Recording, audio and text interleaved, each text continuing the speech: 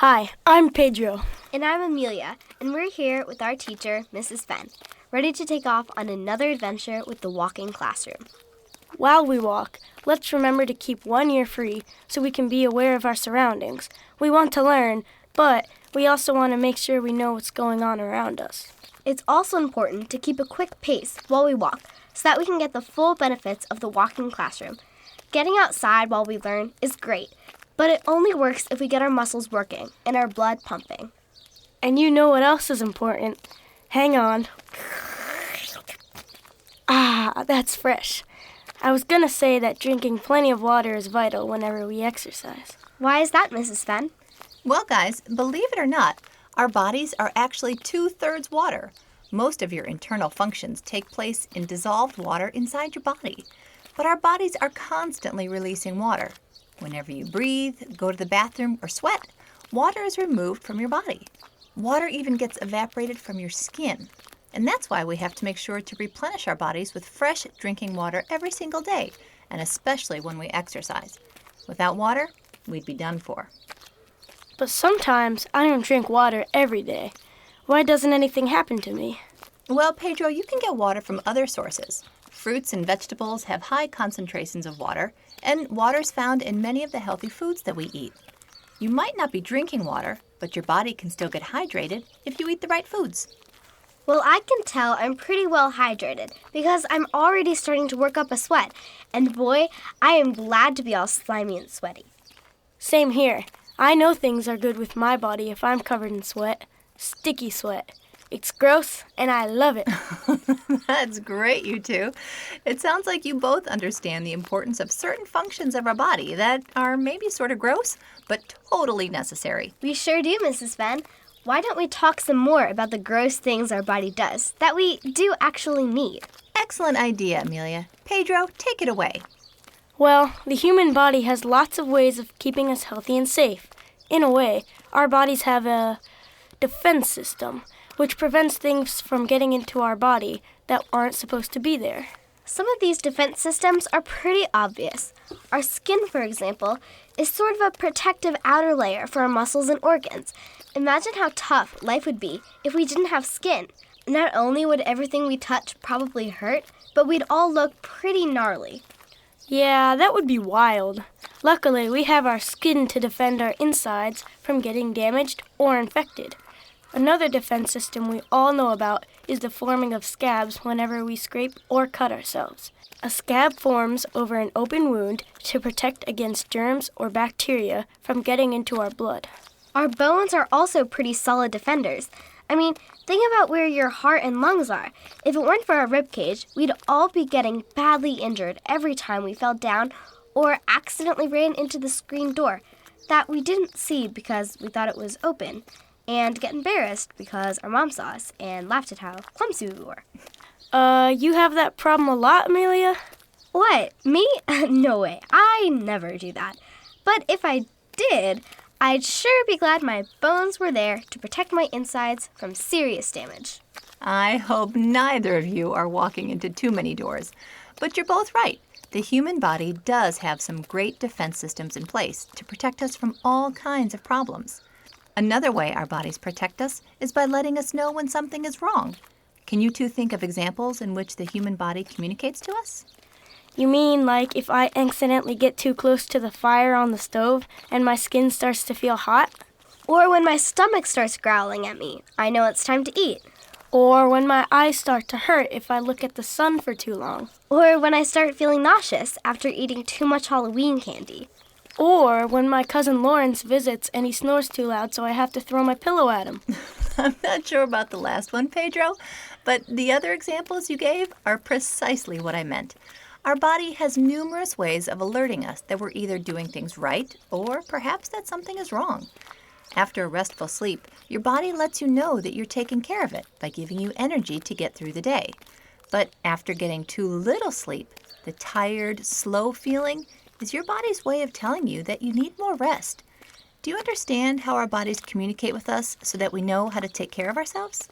It makes sense to me. That's actually really cool to think that our bodies sort of talk to us or give us a heads up when something is going on. It is very cool. In fact, I think we know of a few more things our body does to keep us safe that we might not even realize. We all know about... Bless you, Pedro. Gesundheit. Oh, gross. Does anyone have a tissue? I got some solids in that one. Good thing I covered that one up. Also good, because I was just about to mention how important boogers were. Pedro. Oh yeah, thank goodness for boogers. Or mucus if we're using the correct terminology. Don't get me wrong, mucus is pretty gross, but we'd be in big trouble if our nosers weren't constantly producing that disgusting stuff. This is true. When we breathe through our nose, we're not only taking in oxygen, but also lots of microscopic particles that are in the air, like dirt and dust and germs.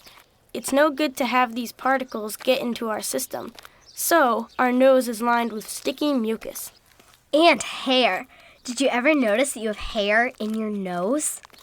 Yep, the hair and sticky mucus inside your nose traps all kinds of unwanted objects and prevents them from getting into our bodies. It's sort of like when a fly gets into the house and you put down that sticky paper to catch the fly. Exactly, Pedro. That's a great example. Of course, if enough flies collect on the fly paper, eventually you have to get rid of them. The same goes for the mucus in your nose. Our nostrils are very sensitive, and if enough particles collect in the mucus in your nose, it's going to get blown out. Sneezing expels all kinds of germs and particles from your nose and lungs at over 100 miles per hour. The average sneeze can also send a mist of mucus up to 10 feet. We're like human mucus cannons. Pedro, that is a disgusting image. Of course, that's why it's so important to cover up your mouth and nose whenever you sneeze. Nobody wants to get hit with a giant blast of germ-filled mucus. I think we can all agree on that one. And did you know that mucus is not only found in your nose, but all throughout your respiratory system? Both the nose and throat are coated with a thin layer of mucus, and that mucus always catches those unwanted particles that you were talking about. Every time you cough or sneeze, your body is defending itself from the germs, dirt, and dust it doesn't want inside there. Talk about a sweet defense system. Yeah, boogers are pretty nasty, but they really are an important part of our body. I've actually heard of another defense system that's kind of slimy and gross. I think I might know where you're going with this one, Pedro, and I'm all ears. You got it, Mrs. Fenn. That's right where I was going. The ears and the wonderful world of earwax. Talk about a slimy protector that we would have a hard time getting by without. Our ears have special glands that produce earwax, which lines the inside of our ear canals. The technical term for earwax is cerumen. Cerumen, or earwax, is an important part of our ears and our body's defense system. One of earwax's primary functions is to moisten the ear canal and protect our ears from getting itchy and dry. But more importantly, earwax contains special chemicals that fight off infectious germs and bacteria from invading our ears. Just like the mucus in our respiratory system, earwax serves to prevent unwanted particles from getting inside our bodies. Exactly. Earwax also traps these particles from getting any further into our ears. But of course, we can't sneeze or cough from our ears. So how does the earwax get all the dust and dirt out of our ears, Mrs. Fenn? I mean, we sneeze and cough to get the particles out of our nose and throat. But how do our ears get rid of the particles that get trapped in earwax? You know, that's an excellent question, Amelia. Believe it or not, earwax is constantly being pushed out of your ears to the point where it simply falls away. The earwax is moving so slowly that we normally don't take notice that anything's even happening. It's just another one of our body's subtle ways of keeping us clean and safe. So that's why my mom was always telling me to clean my ears whenever I take a bath. Good thing I listened.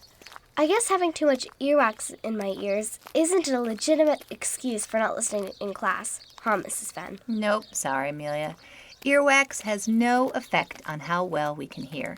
And it sounds like you two really know your stuff when it comes to our body's gross but interesting defense systems. Can you name another one?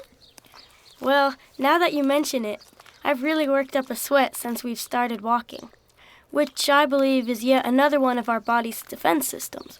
Sweating is definitely one of our body's defense systems for quite a number of reasons. Sweat begins in tiny glands under our skin, which are basically little pockets that hold sweat. Whenever our bodies get hot enough, sweat glands release the sweat onto our skin, where it evaporates. Sweat evaporating off the skin is what actually cools us off. We can also tell a lot about our bodies based on our sweat. First and foremost, it's good to sweat. Not only does it help us stay cool, but sweating lets us know that we're hydrated. If you don't have enough water in your body doesn't have anything to make sweat from. Of course, if we're sweating, it means that our body is losing some of the water it needs. In fact, our bodies can release at least a pint of sweat a day, sometimes even more if we're exercising. This is why we have to drink water frequently throughout the day so that our bodies have enough water to replace what we lose from sweating. Even if we're not exercising, the body sweats whenever it's hot outside. If we didn't sweat, we would become overheated, which could lead to lots of problems. Sometimes I get pretty irritated when I'm all sticky and gross after I've been sweating for a while. But when I really think about it, I'm glad it happens. My body needs to sweat in order to stay cool and comfortable. Good thinking, you two. And you're right. The body needs to sweat in order to keep our core temperature right at 98.6 degrees. Sweating is a necessary function of the human body, and although it can be sticky, gross, and sometimes smelly, we'd be in big trouble if we didn't sweat enough. You know, Mrs. Fenn, we've been talking about boogers, earwax, and sweat, which are all things we normally think of as being gross. And I guess these things are kind of gross. But now I understand that they're really important for our health and well-being. Yeah, just because something is disgusting or unpleasant doesn't mean it isn't important or useful.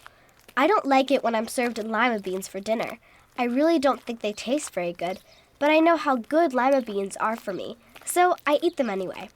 I think it's important to appreciate the value behind everything, even if it's something gross, like lima beans or spinach.